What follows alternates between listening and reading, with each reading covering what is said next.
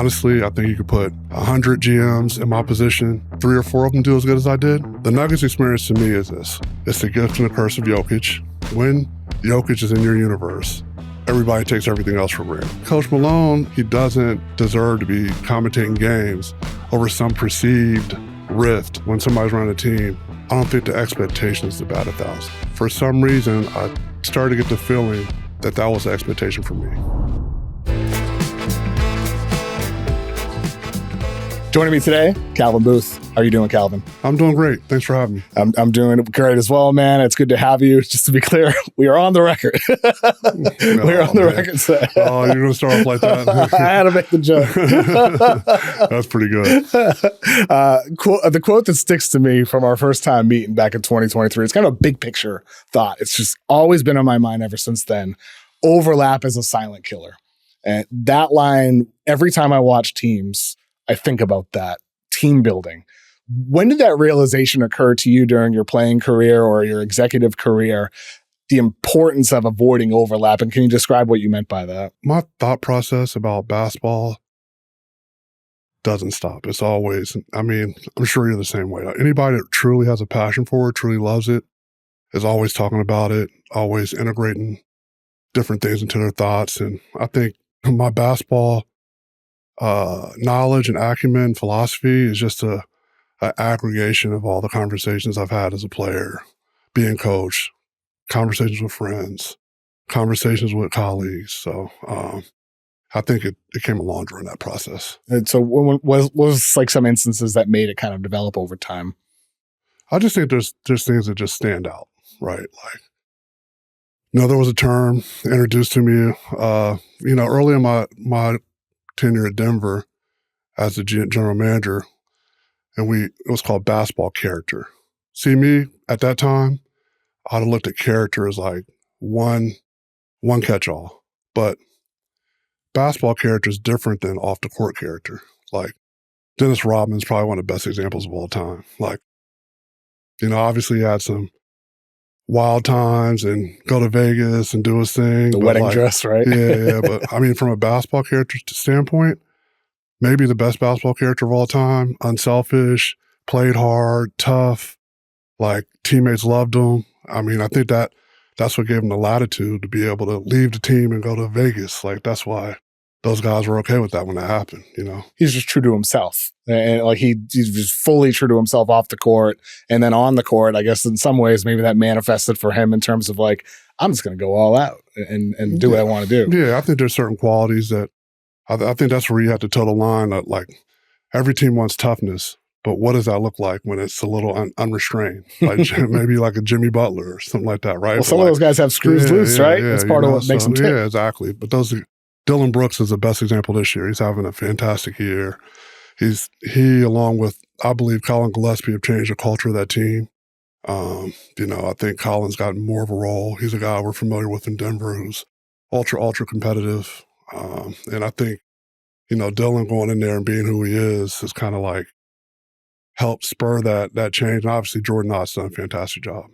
As an executive, and particularly as a GM, the guy making the final decision on drafting players or trading for players, how do you assess basketball character versus like the off-court character you're talking about? How do you differentiate those two things? And is it intel? Is it interviewing? Like, how do you do that? Yeah, I think basketball character, you can probably watch a game and see a guy diving on the floor, or seeing him setting hard screens, not caring about not getting the ball, being engaged in the game, all those different things. And then I think the off-the-court stuff, a lot of times who somebody is on the court is probably who they're going to be off the court, but you have to fact check that. So that's where the calls and the intel and talking to people really becomes important. One of the things that's been on my mind a lot this season is with size, smaller guards. And that's particularly been in my mind because of the nature of the 2026 draft class. There's a lot of smaller guards, Kingston Flemings or Bennett Sturts, Anderson. There's a bunch of them in this year's class. One of the things that you and I talked about back in 2023 was about how you did a study when you were first hired as GM of the Nuggets where you looked at all the champions since 2008.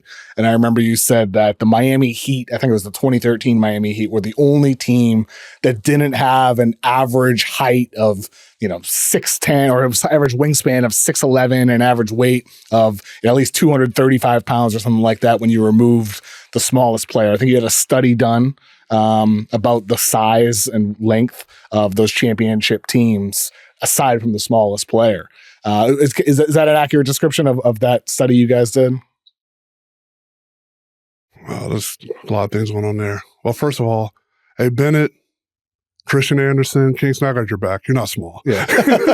Were you looking for Magic Johnson? I mean, we get a lot of, sure, fine. Man, those guys aren't small. Like, fine. Last year, Jace Richardson, is he small? Tyler Tanner's small. And he's a fantastic player. And I think it just ties into the concept that I talked about before. Like, I just think the requirements or the restrictions, if you want to have multiple, I think, so you can Ty Lue's probably the best example on the Lakers teams. Like, he was at change of pace. He came off the bench. He guarded AI. Like, depending on what conference you're in, depending on who your peers are, you're probably going to need one player like that. And I think in the modern era, Patty Mills has been like the guy that I would use as an archetype. Like, if my one small guy, I want to be like Patty Mills. I want to be fast. I want to be able to shoot. I want to be able to take the care of the ball. Like, basically have a completely polished game, which is very hard when you first come out of college. So I think that's probably the biggest issue as far as like in the premium portion of the draft, drafting somebody like, are they going to be able to become polished enough? Like Braden Smith and Tyler Tanner and some of these guys are extremely polished for college, right? But there's going to be like a little bit of a learning curve when they get to the NBA. Well, you see that with Reed Sheppard, Rob Dillingham, guys like that, right? Yeah, so, for sure. And I think when it comes to those smaller guards, that's the thing. Like, I loved Reed Sheppard in the draft. I had him ranked number 1 that year, and that might end up being a mistake. It could be Stephon Castle, who ends up the best player in that draft class. I think Alex Sarr, you were high on him, so it could be somebody else. But it's just so tough for smaller guards in the NBA today, the way they're attacked relentlessly defensively in the playoffs, even shot creation aspect when so many other teams are big and long across positions, being able to generate quality shot opportunities. So your thought is that like you can have one of those guys, but you can't have too many. Yeah, and I think like it's just trying not to be the exception to the rule. That's the whole concept. Like, I think as proven Trae Young, when the team's built right around him, he made his teams to the conference finals, and maybe like he could be the exception to the rule and lead a team to a championship. It just hasn't happened very much. Now, with you in 2022, your first year drafting, you took Christian Braun, your first pick, traded for Peyton Watson, the aggressive trade to draft him. Will Barton for KCP, you signed Bruce Brown, traded Bones Highland to create minutes for Brown. You guys went 16-4, win the championship. Did you expect that much dominance from that team on their playoff run? I think we had the talent. I think there was a game in Philly that we actually lost. I was like, man, we might. I was saying to myself and to people around that we might be able to win it, but during that game in the first half, we ended up losing the game ultimately. And when Embiid shot like an 80-foot shot and they gave him 3 free throws, when Joker's done that like 10 times, they never give him free throws. But anyway, I digress. We lose that game, but there was portions of that game where we really looked like we were humming and that we could maybe do some big stuff in the playoffs, and those guys came together. And one thing there's several things you could say about, in particular, the players with the Nuggets. The Joker, Jamal, Aaron, Michael Porter Jr., all those guys on down, KCP, all those guys, Christian, they think they can beat anybody. And it sounds like that's like not that big of a deal, but I've been on a variety of teams, and some have had great players, and I don't necessarily think every time you go into a game, even if you have a really good player, that even the guys at the top of the roster feel like they're supposed to beat the San Antonio Spurs or whatever. Like, but every time those guys enter a game, they feel like they're supposed to win, and they're never intimidated by the moment. They show up big in the clutch. Like, Joker, there's no limit to his ceiling over long durations, and Jamal has the same thing in spurts, right? So, was there a specific moment or a game during that title run where you're like, we're going to win it all. We're going to win this. It's going to happen. I just think it's more feeling like the pressure that, you should win it, because Miami, they made it there and you had to give them credit, but they were a playing team, so like, if you don't close, if you don't win it, that might be the only opportunity. What did you see from Bruce Brown and his past stops, Brooklyn and Detroit, to make you feel like he could be a good fit in Denver? Yeah, I mean, first of all, I think it was a collaborative effort. I think, like, from the front office to Coach Malone, like, everybody saw, but so Donovan Mitchell, I think, was a drop before him. So the next year, he's playing point guard at Miami. He ends up getting hurt, drops to the second round. And then he plays some point guard at Detroit. All of a sudden, they have him playing like a wildcat position with Brooklyn. He's basically playing the 4 and he's short roll and he's doing these unique things. But he has a history of being able to play the point guard, right? So I think that was a final thing to me that really pushed it over the top. The versatility aspect, like the ability to fill different spaces. And knowing that, like, going back to your thing about being big, that if playing our most optimized lineup, we could play him at the backup point guard, And he had size. Yeah, he plays bigger than what he is. He was playing the 4 in Brooklyn. Yeah, exactly. I love watching him set screens and operate out of the short roll. He was fun to watch for the Nets. So, like, when you guys got him, I was like, oh my God, they're going to use him as a screener for Jokic. He's going to be involved in 2-man actions. It's going to be beautiful. And it was, I think, even better than anybody could have anticipated. I think that's why Denver got him back, right? Yeah, for sure. Such good chemistry with Jokic. What's your best Jokic story? I mean, there's so many Jokic stories. I think the general theme is I think I'm amused at how he's kind of like, for lack of a better word, kind of like tricked everybody into thinking that he doesn't like basketball that much. Like, I don't think it's intentional. I don't think it's like he goes out there to do it, but like just his whole attitude and everything. And then you ask him about a random EuroLeague game. He's like, oh yeah, I watched it. Or like what happened last night. I think the guy's always watching basketball. I think he's obsessed with it. He's obviously obsessed with his family, and he really likes horses. I think family first. I think basketball second, regardless of what he would say. Even above horse racing. Yeah, of course. You're just spelling the myth. Yeah, of course. Yeah, I think he really loves horses. Yeah. And I think it's a welcome respite for the pressure cooker he's in during the season. But like, if you remove the pressure, he just got to go out and play basketball with his friends or on a lower level team, I think he would enjoy that experience as much or more than he would owning horses. I think with Jokic, the way I've always thought about it is, even if you do say he doesn't quote unquote love basketball, he definitely loves competition. Yeah, that's for sure. Yeah. With him, right? Yeah, for sure. That's the nature of the beast with all the guys that play in the NBA. All of them are super competitive. The best ones just end up being able to express that competitiveness to the best. Yes. You were hired in Denver in 2017, right? I'm pretty sure as an assistant, right? Yeah, I think so. Yeah, so that was the beginning of Jokic's third year. What did you see from Jokic with his growth on defense from that time to what he became closer to his peak? I think it's just a commitment to his fitness and conditioning, because everybody's going to always try to put him in screen and roll. I think, like, the more the stakes were raised for the team, I think, just a little bit more effort being able to put into it. And, he knows that he has to be a plus, close to a plus defensively for them to win. And so I think he brings that to the table. But like, he just get more reps in the pick and roll, knowing where he's more comfortable at. I think there was a realization at some point that he knew he needed to impact the ball to be the best, because that's when he could use his hands and his feet and smarts to like disrupt the play. If he's sitting back in a drop, it's kind of a sitting duck. If you're working with a player like that, so with Jokic, it seemed like with him, it was more just conditioning. Like, he needed his body to catch up with his mind. With some players, it's the opposite problem. Like with Anthony Edwards, he's an unbelievable athlete, 99th percentile athlete, but off ball, there's so many times where he just loses focus. Guys cut behind him. He leaves open shooters. How would you work with a guy like an Anthony Edwards type, where he has the athleticism and he has it in him, but it's not there consistently? I think it's just time. My thing is, when you come into the league, you're going to be able to do one thing consistently well. Now, somebody's going to say, like, well, what about VJ Edgecombe? I haven't watched every Philadelphia game, but I venture to say his two-way play probably flashes in and out, because he's trying to do both and he's capable of doing both at times. Like, there's probably inconsistency to it. If he were just to focus on defense, he could probably be one of the best defenders this year, right? But he's obviously has some offensive talent. And conversely, if he was like, you know what, I'll be Anthony Edwards, I'm just focused on scoring, he could probably average 20. But I think in general, you're only going to be able to do one thing well when you come into the league consistently.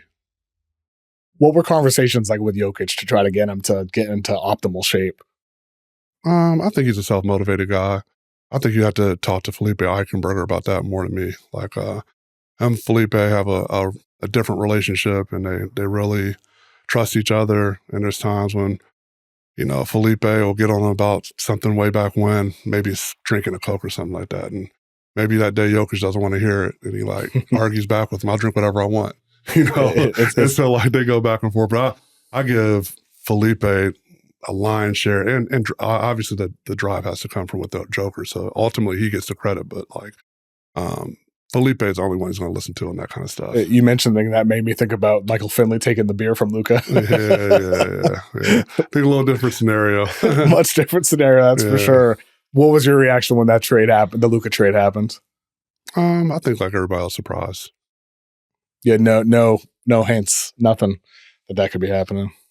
I don't think many people did. I think if, you know, I heard Sham's recalling of it, he seemed like he was even shocked to hear it. So, yeah, I think we all were. I was laying in bed when that happened. I was like, there's no way this is real, but it was. Post-title, KCP goes, Bruce Brown goes. Were those guys harder to replace than maybe expected?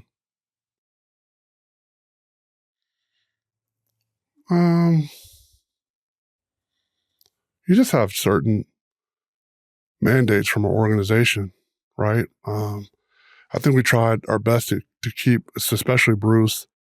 I think in fairness to KCP, was there an all-out effort to pursue him and like offer him what he wanted right away? There absolutely was not. By the time we got the deal and it came back to us, we definitely tried to do our best to see if we could keep him. But I mean, I've been on the other side of that before. He probably felt disrespected and all that kind of stuff and didn't even consider that an offer. So like, there's been stuff out there where he didn't get offered, but like, you know, we definitely were willing to, especially for what he was going to take from Dallas to try to match it. But I think what Orlando ended up giving him with no state tax is just too hard to beat. You mentioned no state tax. That's a consideration for these players when it comes to contract offers that are out there for them. No, for sure. Is that hard to deal with? Is that part of like negotiations with agents when it comes to like, well, we're offering this dollar amount, you guys are offering that dollar amount? Because it feels like publicly not a lot of people talk about it, but within the league, is that a constant conversation with negotiations? Well, hey, look, this is a very interesting question you bring up because you say KCP and Bruce, and those guys were huge losses. I think one of the tipping points or things where it went the other way, as far as like perception of how the roster was being built and all that stuff, was like Jeff Green, right? And Jason Glushon, a fantastic agent, did a great job for him. And, you know, they wanted a 2-year guarantee. With the rules, I can't remember the term right now, I've been out for too long. But basically, if you give them a second year, that basically meant we would have to pay like a $6 million tax to do that. And we're like, we can't do the second year. And I remember the conversation like yesterday. It's like, are you going to make me go get it? And he called back and he had like a $8 million a year offer from Houston. And obviously we weren't going to be able to match that, but like it would never even gotten to that if, you know, we would have just given him a 2-year contract and paid the $4-5 million tax. I mean, I don't think any president of basketball operations or general manager, though, in their right mind would ask their owner to spend just $5 million extra dollars for an extra year of a contract when all we had to do is play that out.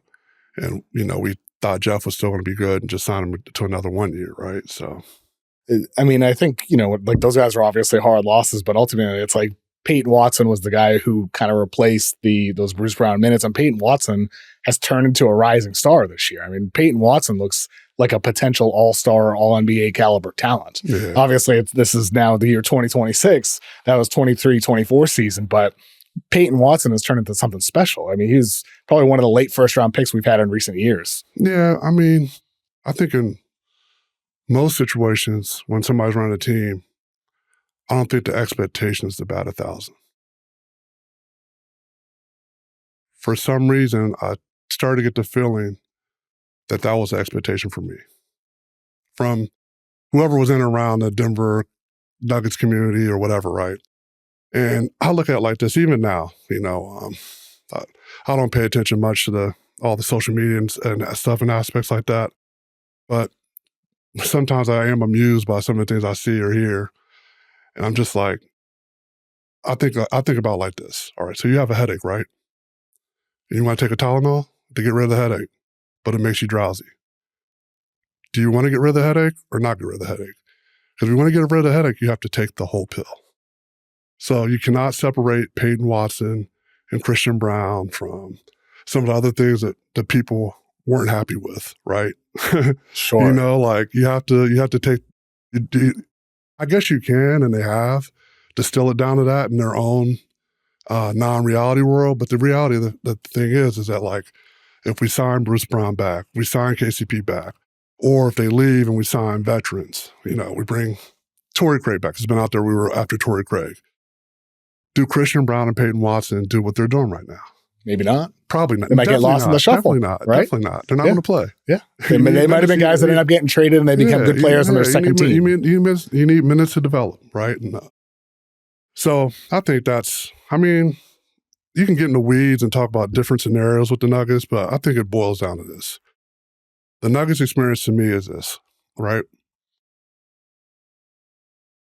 Well, I really think about it. I think I saw Michael Porter Jr. talking about this the other day. It's the gift and the curse of Jokic, right? Like, and I embrace that, but like when Jokic is in your universe, everybody takes everything else for granted, right? Oh yeah, it's just because they have Jokic. But I actually think it's the opposite. When I look at the Chicago Bulls, the Spurs, the teams that won multiples, like everybody does their job the best. Like you could have argued in those scenarios that best president, best coach, best star, best sixth role player, best sixth man. They had all that stuff covered, right? So, but it's par for the course. I think the second thing is like, in my situation, thinking about this, I've had some time to think about it. There's such a weird paradox with NBA coaches, right? They're in the midst of the lion den. They're dealing with players. They're some of the most formidable size-wise and ego-wise in the world. And they're managing them, they're coaching them, those guys buy in. And then I don't think there's anywhere else in the world where this happens. They have to, quote unquote, report to like a general manager, maybe doesn't have the gravitas they do. I just think it's a human nature thing. I just think it's really hard. So you put that into our scenario and all the stuff that was floating out there. You take a coach that's tenured as long as Michael Malone, that's accomplished what he's done, that's won a championship. And like, I never even tried to position myself like he was reporting to me, but like I think that's where the perceived friction comes from, right? I don't even think it's like, I don't think it's that personal. When I look back, I don't think it's that personal. I think that could happen with a lot of coaches in the same situation. And honestly, I think you could put 100 GMs in my position. I don't know what, 3 or 4 of them do as good as I did and handle the situation as well as I did. Right? So that's the way I look at it. Was there friction during the title run, or did it happen after that? No, I think it's been talked about. When you win, everybody sees themselves in the photo, and everybody, I won't take myself out of that. I think the ego stuff get involved. So that's the second paradox. I think the third thing is when you talk about my overall situation while I'm here without a job, I think you have to talk about like different ownership groups and how they operate and the choice they decide to make. In the ownership group there with Josh and Stan, they've been on record by saying, I think this is one of the most underrated aspects of my scenario. One of the reasons why I might not be employed right now, above and beyond this whole, lack of alignment or whatever you want to call it. But whether it's Mark Workentine or Tim or Masai, there's always going to come to a point where they don't value executives like that. They don't think they should make too much. And so they just make an option to go in another direction, right? And they got 2 other young, good guys, and Ben and John, they have bright upside, but I think that would have had to be part of the equation in my scenario. And the last thing is I think I just made it look too easy. What do you mean by that? A little too easy? All right, so you're a podcaster, journalist, anybody that has that's really good at something, when they make it look easy, that was really, really hard to get to. Like I said at the beginning of the conversation, it's a lifetime's worth of playing basketball, being coaching basketball, having conversations, scouting, doing whatever. For me to make it like, go in there right away, assemble a championship team, win a championship. And that's the part that, like, I'll separate that for a second. I'll finish with the last and final thing. I think when you take the Joker thing, the head coach paradox, the ownership and their precedence, and hey, look, they have a formula that works. Championships in hockey, basketball, football. Arsenal will probably get one soon. So, I mean, and it's their prerogative to operate that way. And I think it's the right call. I would probably disagree with their take upon executives, especially in this world, but like, who am I? They've been so successful, right? Like, so maybe it's the right way to operate. But I'll say that you encompass all that in some media manipulation. And then all of a sudden, like, somehow, some way, I'm not running an NBA team right now. I mean, I think, you mentioned the success aspects. In 2022, Christian Brown and Peyton Watson. 2023, Jalen Pickett, Julian Strawther, Hunter Tyson, Colin Gillespie on a two-way. Gillespie's going to become a key starter on one of the biggest surprises of the NBA in the Suns this year. Pickett, key rotation guy. Strawther's looked better. 2024, Daron Holmes, Achilles injury. I mean, it's hard to judge that. But Spencer Jones on a two-way as well. Like, you had, a couple things I noticed. There are no small guards, a lot of upperclassmen, and a lot of successes in the 3 years that you drafted for Denver. When you what goes on through your head when you see Watson being a rising star, Christian Brown looking good, Pickett being a rotation guy, the two-way successes with Gillespie and Jones, what goes on through your head when you think about that hit rate? Yeah. Again, so I think you have to understand the foundation of these things, right? Like, I think first and foremost, I enjoyed doing that job because I like problem solving. I like building, right? And understanding that situation and that team you're with, like, I feel like if you come up with a plan and address something early enough, you usually have two good options, right? I know from my experience in that building that one of them is probably not having an $80 million tax bill, right? So from that, when you know that, you have to have a grassroots program. Like, I think the whole thing, like splitting it, this whole narrative about, oh, you just want to go young or whatever. No, like, there's certain parameters and certain things that go into the equation that push you to that direction, right? Like, if we wanted to have a $100 million tax bill, I would have been really trying to nail find a way to add more money any way we can through trade, through whatever. But once you talk about doing the grassroots and doing that thing, it's just through those conversations I have with people and how that basketball acumen develops over time and it's constantly growing. Where it's currently at is, like, I just feel like the first portion of the draft is a premium talent person. And in this draft, man, early 30s maybe it runs into. Some drafts it's only 17, 18, right? And that first portion's premium. It's about young, talented guys that can play, that were productive, that seem like they're going to for sure be NBA players. And I think the second portion of the draft, and I think a couple of years when I had that job, it was a little drier. It wasn't this year's class. And I think, like, in that second portion, like, why are you there? If you're a one and done and you're there in that portion of the draft, and the whole league decided they didn't want to take you in a premium portion of the draft, like, you're probably hanging by your nails on having a good NBA career. So Pickett's there because his game's not aesthetically pleasing and he's old. Collins undersized and not that athletic. Like, all those guys are going to have.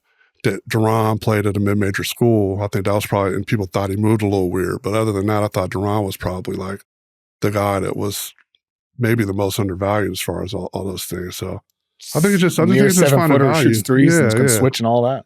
I mean, Spencer Jones one is just like, sometimes that's where intel comes into. Robert Eason, a good friend of mine, who's the head coach at UIC.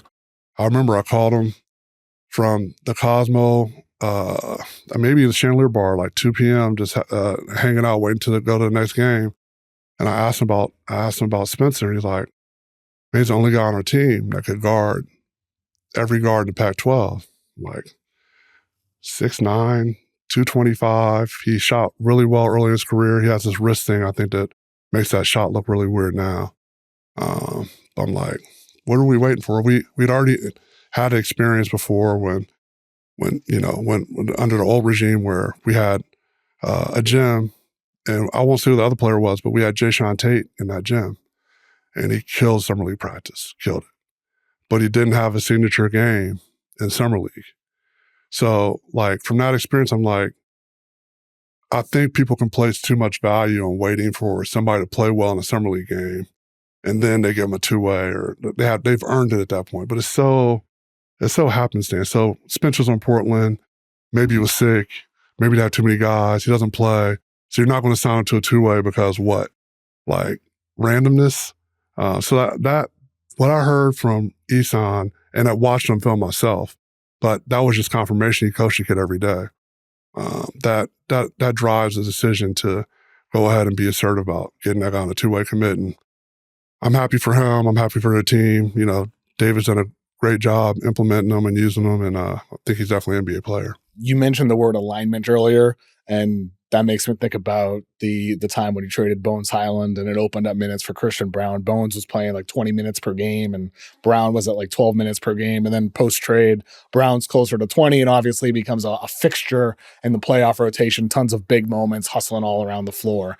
At that time when that deal happened, can you get into the mindset behind the decision? And also, was there alignment between you and Malone at that time? I think it was lockstep. I think like there's some things that happen behind the scenes that I drove that decision. I'm not going to sit here and say that like I pounded the table and made Josh trade. Like, I mean, I think everybody, had ownership in that, even Bones. Like Bones knew where the team was at with him. He was benched like for the 10 days or so prior, right? Yeah, I mean, alignment's just like one of these words. I mean, we won a championship. There was definitely alignment, right? Like, I think, like I said, these things grow legs. They're out of all the things being reported out of Coach Malone and my relationship, never a physical altercation in front of people, never a verbal altercation in front of people. So like, where's the beef, right? Like, was there a physical altercation behind closed doors? Hell no. He said in front of people. Well, that's what would have been reported, right? Like that's what would have been reported. Like, so I don't like his chances against 6'10", 6'11". It's not even about that. I mean, like, but like Coach Malone, I mean, here he is, and that's going to be. And hey, look, I guess this is where we both have. Maybe we have to take some accountability in it, but like at the end of the day, he doesn't deserve to be working on a table at ESPN commentating games over some perceived rift that like is basically gone on since the annals and time in every professional sport. Like the stakes were higher in Denver, like we were competing for a championship, but like relative to, I think it was blown way out of proportion, honestly. You really think so? Yeah, I think it was blown way out of proportion. I mean, I don't hear stories like that between coach and GM and many other teams. Obviously, there's like friction. Sometimes there's different. Like what's the story? Views. What's the main story? What's the main go-to story? I mean, I think you could look. Oh, between you guys? Yeah, what's the main go-to story? I've heard stories about like you talking to media members, like he's not playing our guys, he's not playing our young guys, and stuff like that. Like some annoyance between decisions being made, like the lack of alignment aspects. So potential gossip. What was that? Potential gossip. Stuff like that. That's a smoking gun? No, I think that's one of the things that comes to mind. But I mean, ultimately, I think that is pretty clear on paper sometimes. He wanted to play vets.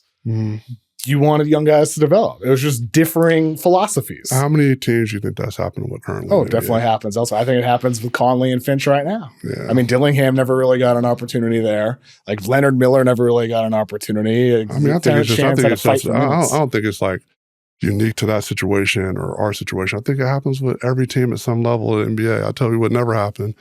I believe in letting the coach, and we let each other do our jobs, man. I think I just think things got blown out of proportion, and I think Is it fair to say there was tension though? I mean, I think there's tension everywhere at that point. like when the expectation level is what it is, I think, and some of that tension is natural, right? Like I think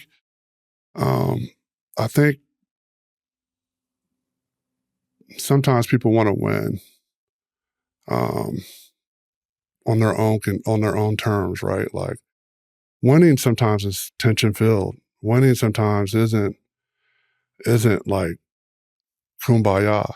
Like, everybody sees The Last Dance. They see the things that happen behind the scenes. Like, to win, you have to have friction. Now, how much of it can you have, and where can it go along? And like, those are different things that people need to fill out and all that kind of stuff. Were you surprised that they got rid of the both of you? Yeah, I don't know. I think the timing of it probably, if I had to say, probably surprised a lot of people. You included. Yeah, I wasn't anticipating that day. Do you think Malone wasn't either? Probably not. When they told you that they were getting rid of you, did they explain why? Did they tell you that Malone was also going to be going? I don't know if there needs to be an autopsy on that whole deal, but I will say, like, I think the time was he went first. And one of the things I heard from, the organization was that, and I feel like this hits me hard because, like, they don't want to be a winner or a loser. So when you say a winner or a loser, that's reference to a game. It's not a game to me. It's my life. Like, I'm doing what I think is best for our organization, what I think is best for the team. There's no gamemanship in it. It's me being passionate about my job and trying to do the best we can to win. So like, I think I was a little like, that one was a little hard to take. Prior to Kroenke firing you and Malone, did he do anything to mediate the tension in the months or the years prior to that? Yeah, I don't think there's, again, there doesn't need to be an autopsy on that whole thing. I mean, I'm just curious. I mean, you seem pretty open about it. No, I think we've talked enough about it. Okay. I mean, I think last thing with Malone, when it comes to the youth aspects, developing young players, what were conversations like? What are conversations like between front office and coaching staff about objectives, developing young players? Like, how do those conversations happen?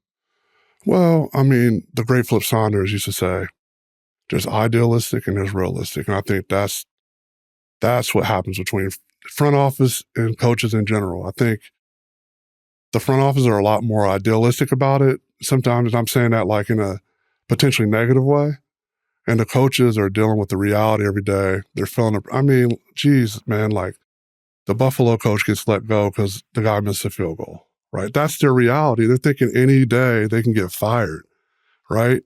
So they're not like, I was too idealistic thinking that like at the time that like a coach under that kind of pressure could like, be open to executing a plan, especially for somebody that didn't have a track record. I was new.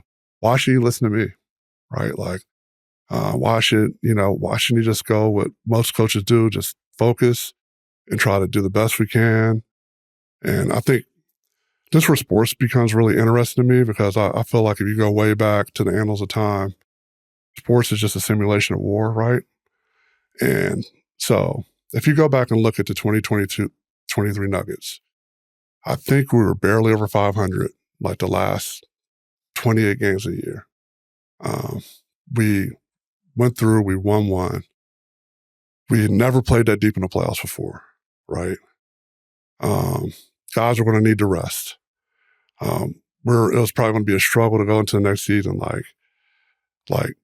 And to boot, you talk about my study into history, San Antonio Spurs never won back-to-back championships.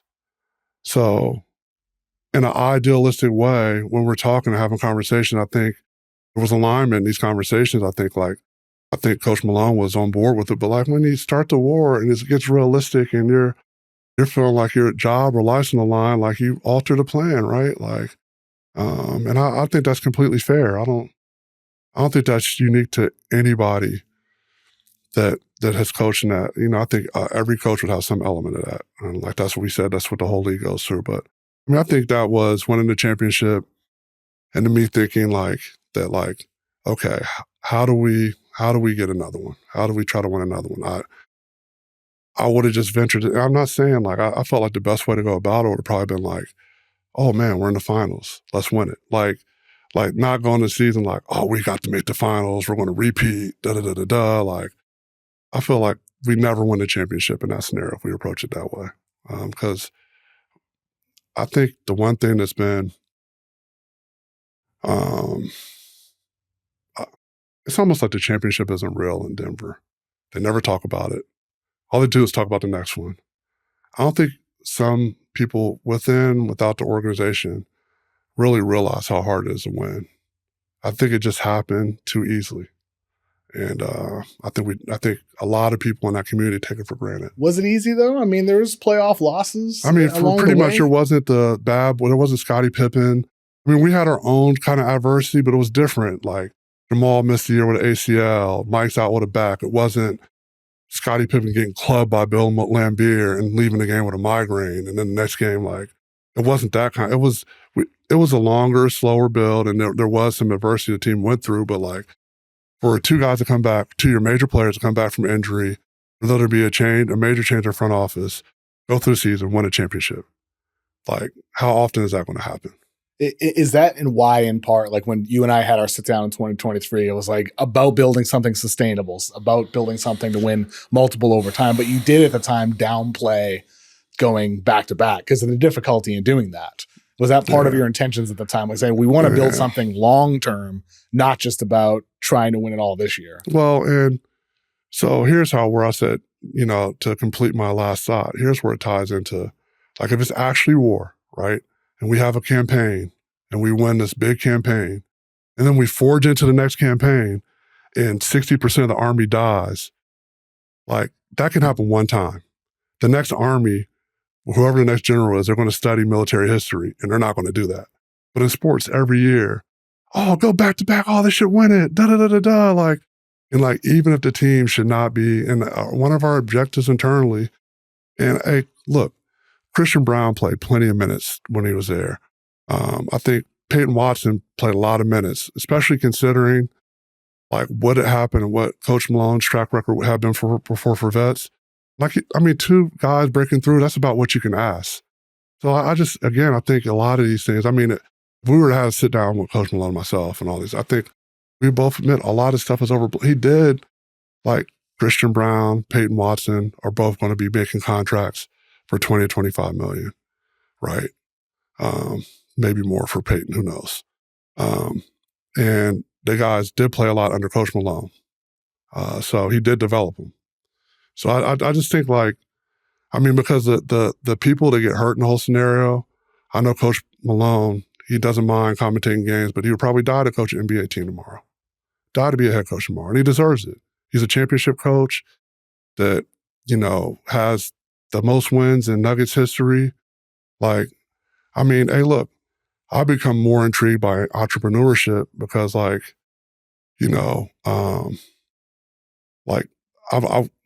were a number of jobs open.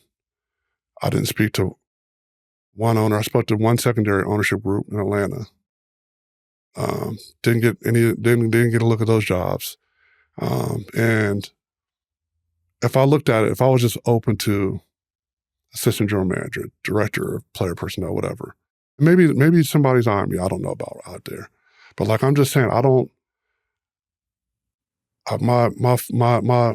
my door wasn't knocking down when people were waiting to hire me. And I felt like, again, that's where this whole thing got blown out of proportion. If you just look like tangibly what I did, what my win percentage was, what I drafted, working with a coach like Coach Malone as a first-time GM, like I just don't know how my door isn't, Well, is there anything that you feel like you learned from that experience that you would go back and change, that if you got another opportunity, you would do differently now? I mean, you have to move forward. You definitely learn from your past experiences, and there's a lot that I did that I was happy with. I think. Weren't you happy with though? Like, what do you regret doing then that you would change now? I do. I have to take accountability in how that thing grew legs. Whatever way that narrative grew legs and my part in it, I've learned from that. And whatever way alignment What is that exactly? And whatever, I don't know, but whatever way alignment can happen. Like alignment is just one of these terms that's thrown out. We were definitely aligned when we won a championship. There's no way you're not winning when you're not aligned. But what is alignment like in the scenario that I talk about with that, when you think about that paradox, just that general paradox about how head coaches, they're the only people in the world that have that kind of authority that those kind of people listen to that have to like maybe report to some, quote unquote, report to somebody. And that wasn't Coach Malone's relationship. So when I get that title, it's not an option for me not to do my job, right? I'm going to do my job.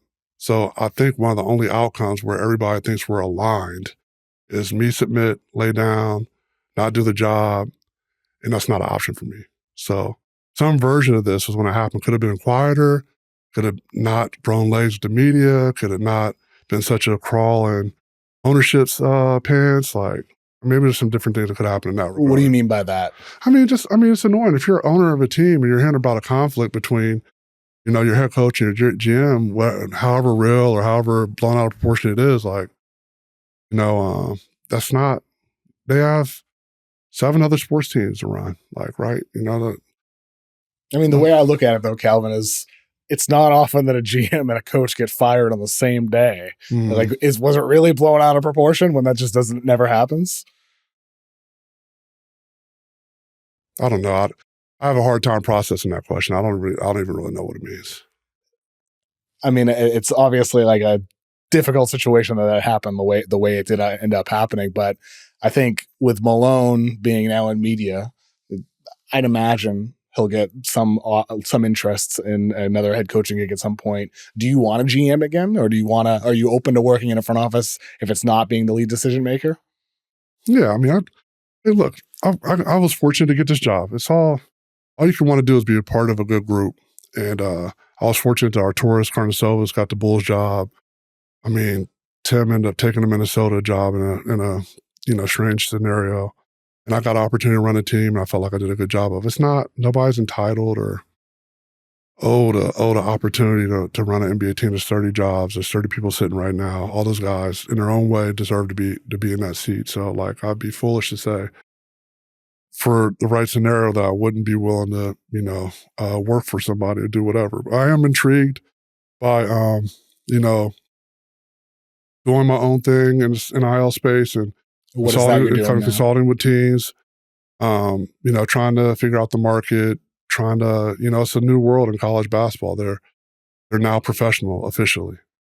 And I think they have to act as such. And I think they're trying to figure that whole process out.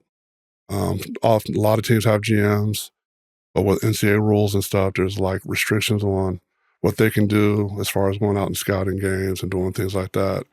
And a lot of them don't have staff. So I am intrigued by that aspect of things and not being subject to an opinion or whatever, right? Like, because, I felt like in that job that I did with the Nuggets, yeah, like there's some noise around it and there's the narrative about our conflict. But outside of that, there was also some very, very good tangible results. And one of our main objectives was to have a sustainable window open for Joker, and they're in that position right now. You mentioned where they are now. They've traded MPJ for Cam Johnson. They bring back Bruce Brown. They signed Jonas Valanciunas and Tim Hardaway. What have you thought about the moves that Denver has made since you were let go? Oh, they're great. A lot of them we talked about when I was there. I mean, we thought we were going to get Valanciunas at the trade deadline. So they're great. And they're playing. Tim Hardaway's been fantastic. So it's kind of a continuation of the plan. Yeah, I mean, obviously they did their own unique things, but the one thing about the new CBA, there's only so many trades that can be done, right? It's kind of like paint by numbers in that sense. So anybody that's in that seat in Denver is going to have some kind of Michael Porter Jr. for Cam Johnson concept, because that's just one of the better deals that was out there, right? So I think that's the way it looks. Do you think the Nuggets still have dynasty potential?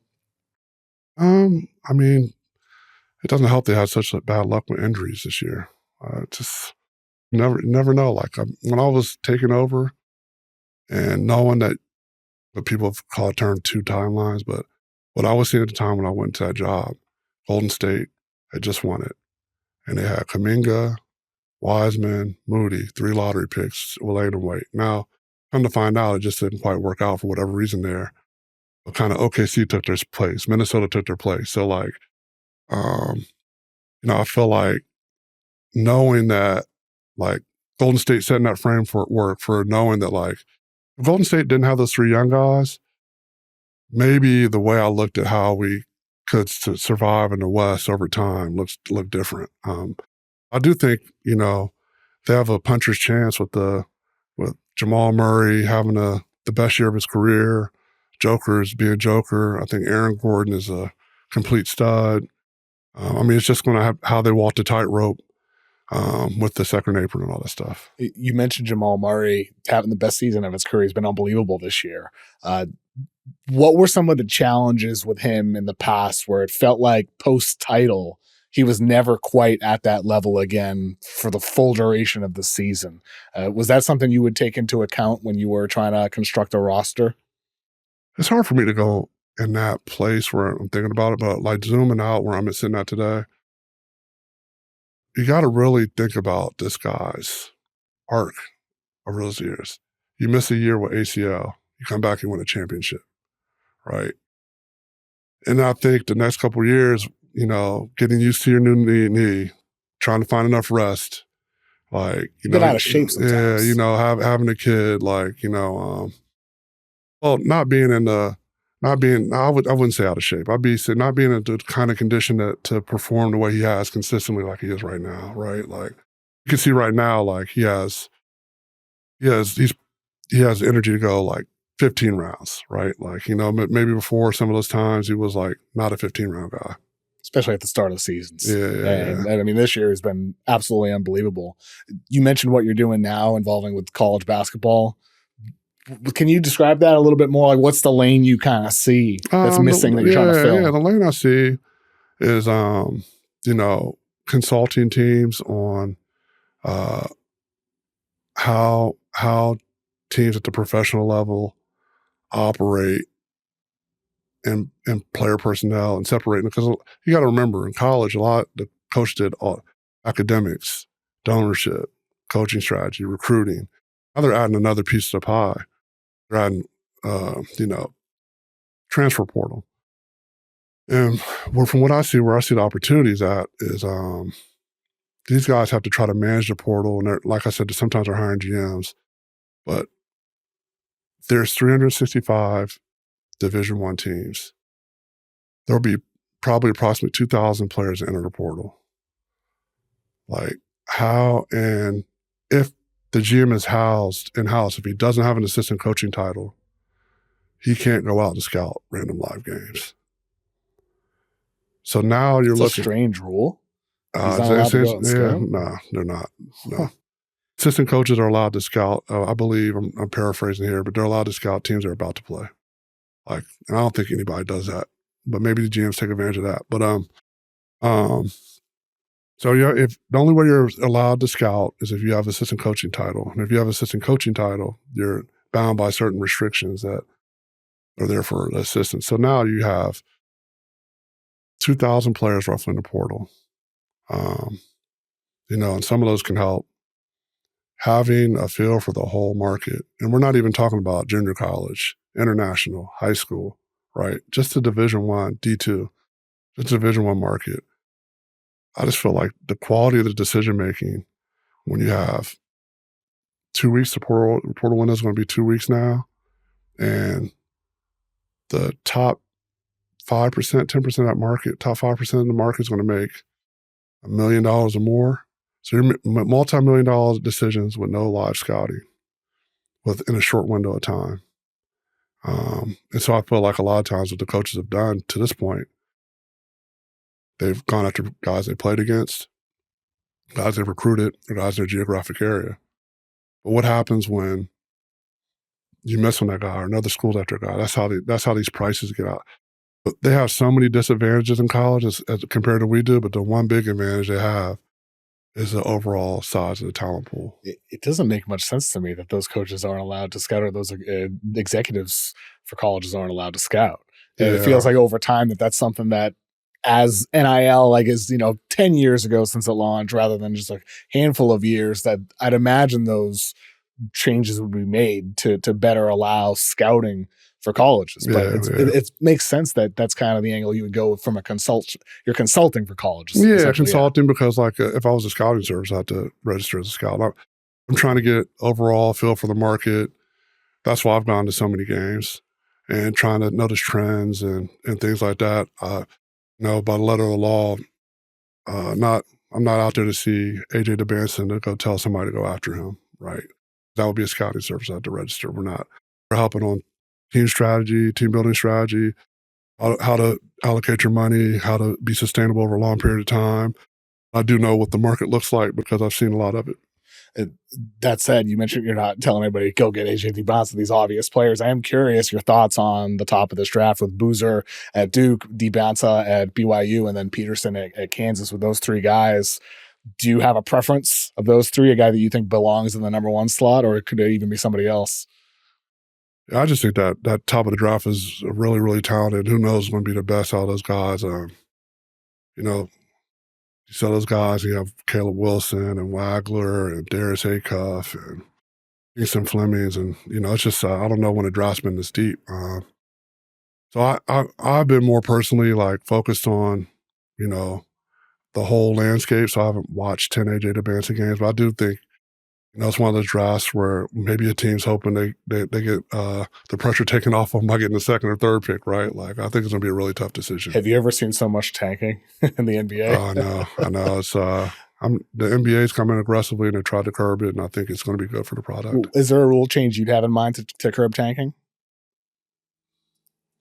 I kind of thought, and I don't know how this is going to be with the players because I was a player before. It was sucked for some of the veterans, but I kind of thought if you were the playing team or whatever, because I think there is value in playing in the playoffs, right? So it all depends on where you're at in your development arc. Charlotte, especially in an average draft, they may want to play in the playoffs because, they had LaMelo for a while. What if they had an option to opt out and they get the top 3 pick? So you're pushing to make the 10th seed or the play-in. At that point in time, you get an option. I mean, and I guess you'd have to go all the way up to 7, right? Because the 7th team gets out. Maybe you only do it with one team in each conference. The 7th seeded team gets to decide whether they want to compete in the playoffs and play, or they want the number 1 pick. I think that's how you get the most pure competition. Again, it would suck for the veterans, and you're missing out on playoff bonus. There's all kind of stuff with the players' union. It probably makes that idea too idealistic, I mean, in that scenario, I still worry you would see a team drop from 6 to 7, right? And say, well, you know what? We would rather have the odds, and you can tank out of the 6th spot. But I do like the idea of, I think incentivizing winning to me is the key thing. And if you can, whether it's the wheel or whatever the philosophy is that you have when it comes to revising the draft, I always think about the top of the standings. In the NBA right now, there's incentive to get the 7 or 8. You only have to win 1 play-in game instead of 2 as a 9 or 10. There's incentive to get the 5 or 6. You're locked in. You're guaranteed a spot. And then there's incentive to get a top 4 seed because you get home court in the first round, or if you're the 1 seed, you get home court throughout the entire postseason and your conference. But how often do we see teams lose a game to get the 3 seed instead of the 2 seed because they prefer that seeding? You're still incentivized to lose in some scenarios. I would love to see the NBA allow the 1 seed to choose their playoff opponent from the 5 to 8s. And then the 2nd seed gets the 2nd choice. The 3rd seed gets the 3rd choice. And then the 4th seed gets the leftover. That way the incentive is even stronger at the top of the league because everybody's focused on the bottom right now. But I think incentives are going to matter still at the top of the league too. And we know the NBA has interest in that. They tried it with the G League or when it was the D League years ago. They tried something like that. How would those conversations go in a front office? Do you think the front office would be a fan of that or no? Yeah. I mean, I think there's some teams and organizations spend a lot more time getting in the weeds with the strategy and stuff. I'd be very interested to be in some of those places. I'd love to be a fly on the wall and see what Aaron Presti thought about, what his thoughts were on this stuff, right? Because he's very intentional about all this different stuff. So I it intrigues me. If we came up, I'd definitely spend time on it. But like, I think like, to have that level of granular focus on it, like when there's nothing, not something I'd probably be capable of doing if I was in the job, You mentioned Sam Presti. What makes Sam Presti so successful as a general manager? Attention to detail. It's just very professional. I think he has a vision.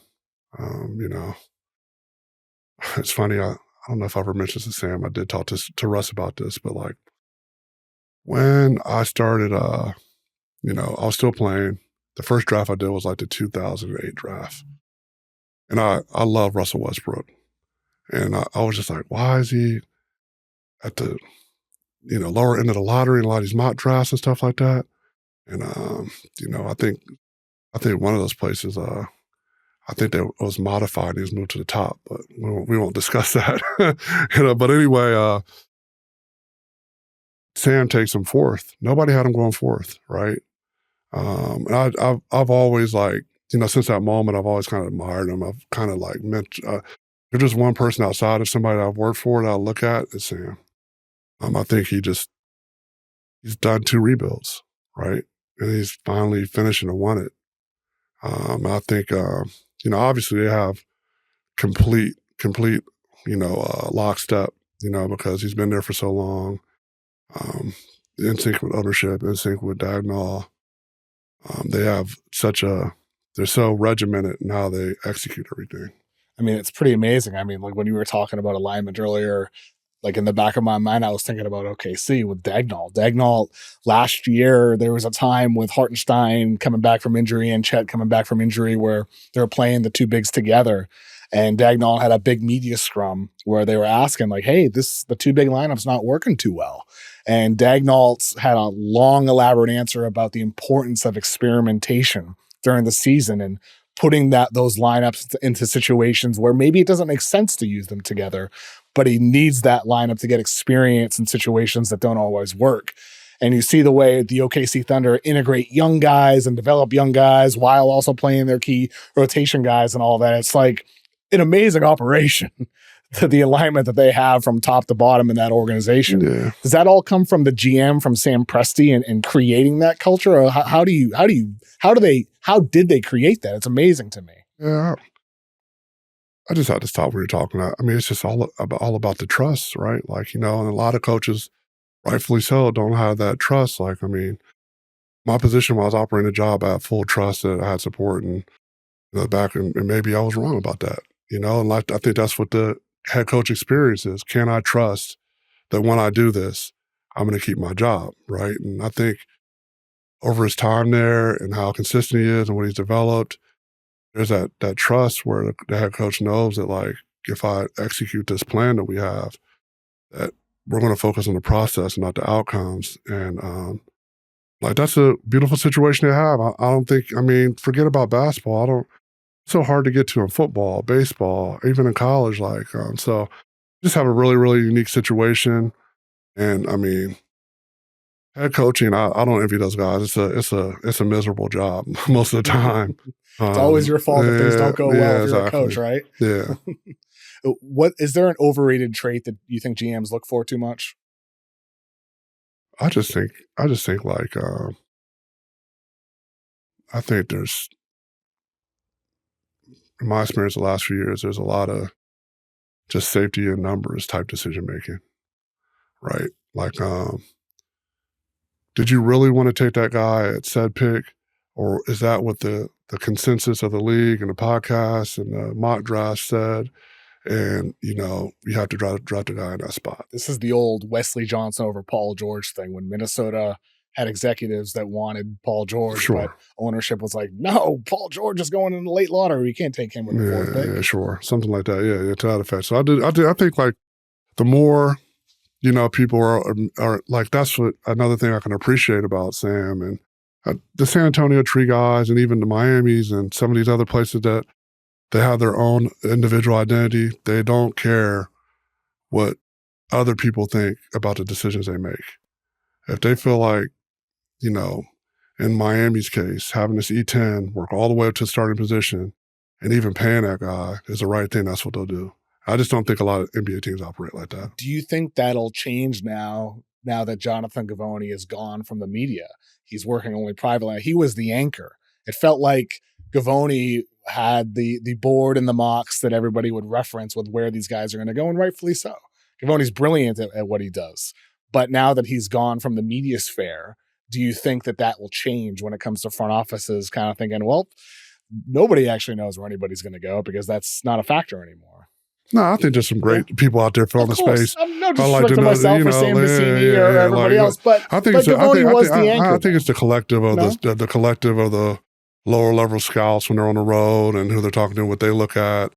I don't think it's like, oh yeah, it's Jonathan Givony and he's like running everything. I think it's like it's a collaborative effort with all the junior scouts that are on the road, and a collective internal board, you mean? What's said on X?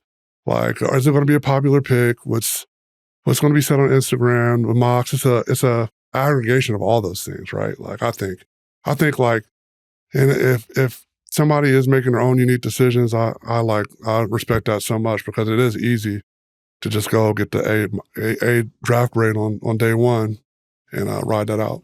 Does the date January 13th, 2004 mean anything to you? No. That's the date you had 10 blocks in 17 minutes, including 4 blocks on LeBron James. Yeah.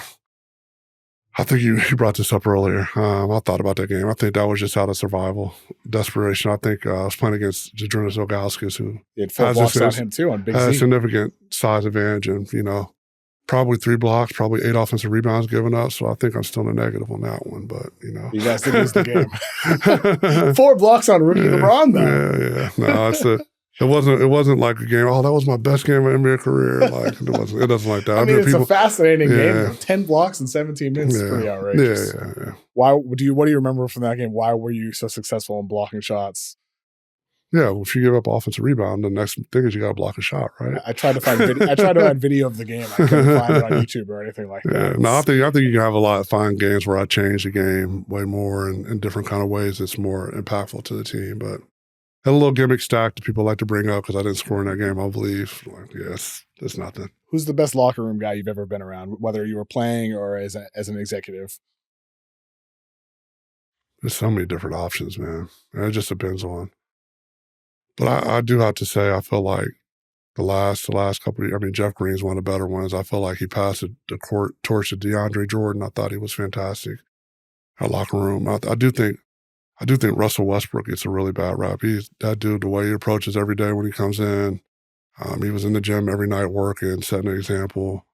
I really, really respect his. But I think the guy the consensus from the league, here's why I'll do my group thing, because I've never been around him.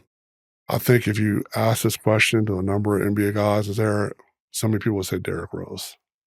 Interesting. Yeah. Derrick Rose is the best locker room guys. Yeah, like beloved by every teammate he's played with.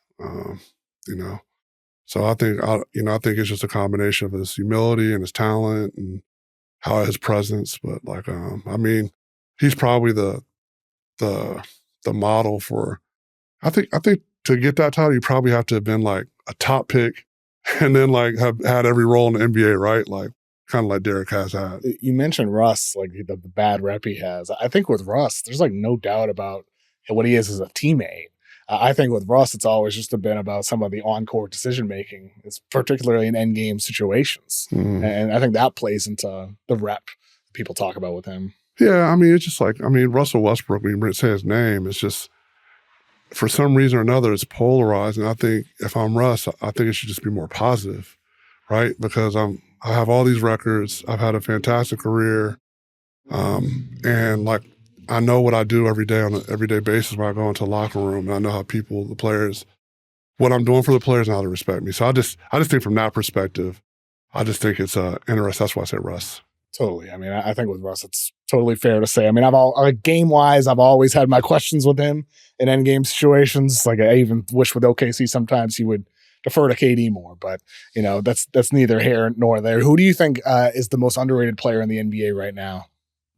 That's a good question. I'm trying to think about who the top players in the NBA are right now.